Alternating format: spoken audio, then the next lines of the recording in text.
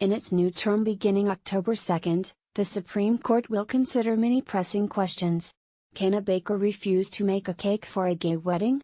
Can states redraw districts to help a political party? And, does Justice Neil Gorsuch talk too much? Gorsuch has proven himself to be a forceful and dynamic presence on the bench, a jurist who cements the court's conservative tilt, infuriates liberals, not least because of the circumstances by which he got there, and breaks custom with his uncommon assertiveness.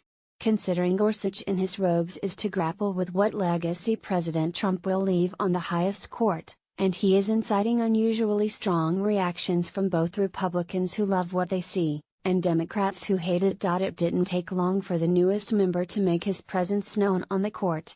Gorsuch, a conservative judge nominated by President Trump and confirmed in April, had been sitting in his first oral argument last spring for just 10 minutes before he asked his first question.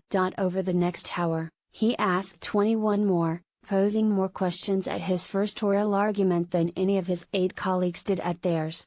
He blew past Justice Sonia Sotomayor's previous record of 15 questions at her first oral argument, according to Adam Feldman, who runs a blog tracking Supreme Court data. That's rare for a freshman justice. By the court's unwritten rules, new members are often seen more they are heard. I think he has ruffled some feathers on the court, Garrett Epps, a professor at University of Baltimore School of Law, says of the newest justice. In his first month, Gorsuch wrote as many separate opinions as Justice Elena Kagan, the last justice to join the court, wrote in her first 2 terms. In one, a 7-2 decision about statutory interpretation in which he and Justice Clarence Thomas were the only dissenters, Gorsuch's pointed writing style was on full display. If a statute needs repair, there's a constitutionally prescribed way to do it, he chided. It's called legislation. In a religious liberty case, Gorsuch took on conservative Chief Justice John Roberts, who wrote the majority opinion. In his concurrence, which argues for a broader reading of religious liberty, Gorsuch wrote that, respectfully, he harbors doubts about an aspect of the Chief's opinion. He has not been shy, says John Malcolm, vice president for the Institute for Constitutional Government at the Conservative Heritage Foundation. Sometimes you might expect a new justice to sit back for a while before wading in on significant issues, certainly in writing dissents and concurrences, Malcolm adds. But, Gorsuch has shown none of that. He's acting as if he's been sitting on the high court for years. Gorsuch is drawing criticism off the bench as well. Some court watchers on the left have complained about his appearances outside the stately halls of the Supreme Court.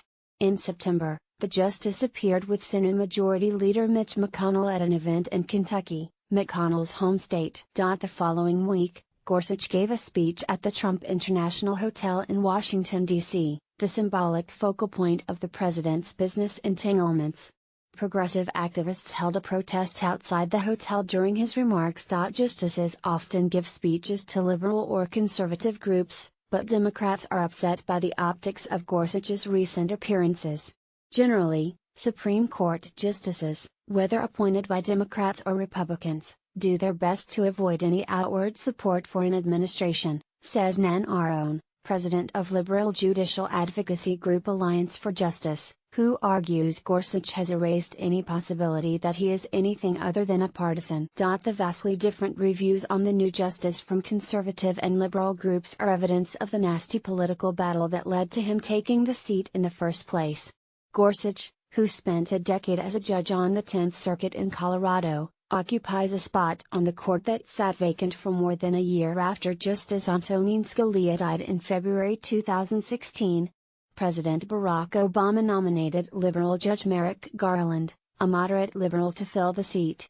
But instead of confirming a nominee during Obama's final year in office, congressional Republicans refused to consider the nomination, stalling the process until Trump was inaugurated, and then quickly confirming Gorsuch over cries from Democrats.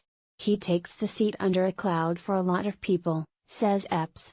Not because they personally dislike him, but because of the circumstances under which he got it. At just 50 years old, Gorsuch looks poised to cement a conservative majority on the court for a generation.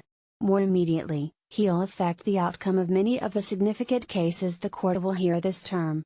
Gorsuch, whose judicial philosophy revolves around interpreting the text of the law as written, has already signaled that he's sympathetic to religious liberty.